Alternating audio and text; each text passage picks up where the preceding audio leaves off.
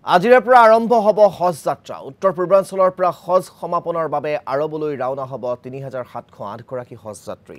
আজি প্ৰথম পৰ্যায়ত ৩২৪ গৰাকী হজ যাত্ৰা ৰাওনা হ'ব মক্কা অভিমুখে। ইতিমধ্যে হজ যাত্ৰীসকলক সকলো সা সুবিধা প্ৰদান কৰিছে গুৱাহাটীৰ হাজী মুছাফিৰখানাত। আমি আপোনালোকক জনাইছো যেহেতু আজিৰে পৰা হজ যাত্ৰা আৰম্ভ হ'ব, গতিকে হজ যাত্ৰাৰ বাবে সকলো প্ৰস্তুতি সম্পন্ন হৈছে। উত্তৰ পূৰ্বাঞ্চলৰ পৰা ৩৭০৮ গৰাকী হজ যাত্ৰী ৰাওনা হ'ব আৰু প্ৰথম পৰ্যায়ত ৩২৪ গৰাকী হজ যাত্ৰী ৰাওনা হ'ব মক্কা অভিমুখে। ইতিমধ্যে হজ যাত্ৰীসকলৰ সকলো সা সুবিধা প্ৰদান কৰিছে গুৱাহাটীৰ হাজী মুছাফিৰখানাত। আমি কিছু পৰিৱেশ আপোনালোকক দেখুৱাব বিচাৰিছোঁ আমাৰ সাংবাদিক শচীন শ্যামন্ত বৰাৰ জৰিয়তে। আজিৰে পৰা আৰম্ভ হৈছে পবিত্ৰ হজ যাত্ৰা। এই মুহূৰ্তত মই উপস্থিত আছোঁ মহানগৰীৰ ইছলামপুৰস্থিত হাজী মুছাফিৰখানাত। আৰু ৰাজ্যৰ প্ৰথমটো যি হজ যাত্ৰীৰ দল, সেই হজ যাত্ৰীৰ দল ইয়াৰ পৰাই পোনে পোনে ৰাওনা হ'ব এয়াৰপৰ্টলৈ, অৰ্থাৎ বৰঝাৰ বিমানবন্দৰ যি এয়াৰপৰ্ট, সেই এয়াৰপৰ্টলৈ তেওঁলোক ৰাওনা হ'ব। প্ৰথম পৰ্যায়ৰ মুঠ ৩২৪ গৰাকী আজিৰ দিনটোত তেখেতসকল এয়াৰপৰ্ট, তাৰ পিছতে আজি মক্কা, সেই মক্কালৈ তেখেতসকল ৰাওনা হ'ব। আৰু তাৰ কাৰণে বৰ্তমান সময়ত বাছসমূহ সাজু কৰি ৰখা হৈছে। অসম পৰিবহণ নিগমৰ যি বাছসমূহ, সেই বাছসমূহ এনেকৈ সাজু কৰি থোৱা হৈছে। আৰু কিছু সময়ৰ পিছতে যি হজ যাত্ৰীসকল আছে, সেই হজ যাত্ৰীসকল ইয়াৰ পৰাই পোনে পোনে তেখেতসকল বিমানবন্দৰলৈ যাত্ৰা কৰিব। আৰু আমি এতিয়া ভিতৰ ভাগলৈ যাবলৈ চেষ্টা কৰিম। ইয়াৰ লোকসকলো আছে, সেই লোকসকলৰ কাষলৈ যাম, তেখেতসকলৰ পৰাও মনৰ কথা জানিবলৈ চেষ্টা কৰিম। যিহেতুকে প্ৰত্যেকৰে ইছলাম ধৰ্মী প্ৰত্যেকৰে এটা আশা থাকে যে এবাৰ জীৱনত মক্কালৈ যোৱাৰ, আৰু সেই আশা লৈ বৰ্তমান সময়ত তেখেতসকল ইয়াৰ পৰা সাজু হৈছে। এয়া হজ যাত্ৰীসকল ইতিমধ্যে সাজু হোৱা পৰিলক্ষিত হৈছে। আৰু মই ইতিমধ্যে উল্লেখ কৰিছোঁৱেই, এই বৰ্ষৰ যিটো আজিৰ দিনটোতে প্ৰথমটো যিটো হজ যাত্ৰীৰ দল, মুঠ ৩২৪ গৰাকী ইয়াৰ পৰা ৰাওনা হ'ব। এয়া লোকসকল আছে, তেখেতসকলে নিজৰ নিত্য প্ৰয়োজনীয় যি সা সামগ্ৰী, সেই সা সামগ্ৰীসমূহ লৈ পেলাই তেখেতসকল এনেদৰে সাজু হৈছে। এয়া আপোনালোকে দেখিবলৈ যত্ন কৰিছোঁ, এটাকৈ বিশেষ টেগ আছে।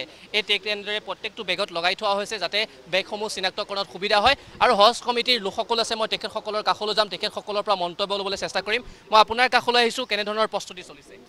আমাৰ লগত প্ৰস্তুতি ভালেই হৈছে, যিখিনি কামবিলাক কৰি আছে।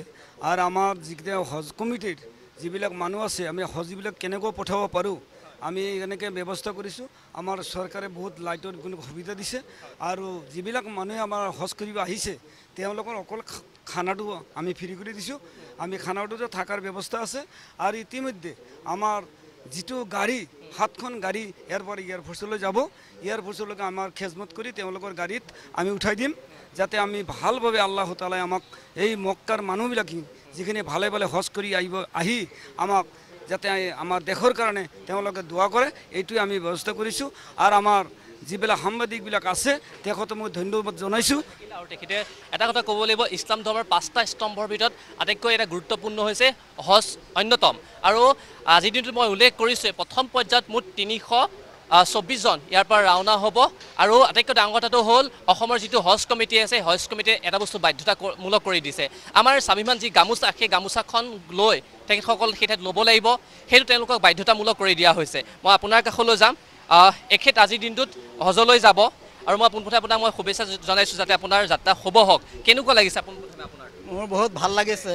আৰু যাৰ বাবে মই মানে আমাৰ হজ যাত্ৰীসকলৰ ফালৰ পৰা গোটেই অসমবাসীক, হিন্দু মুছলমান অমুছলমান চবকে মই চালাম জনাইছোঁ, আসসালামু আলাইকুম।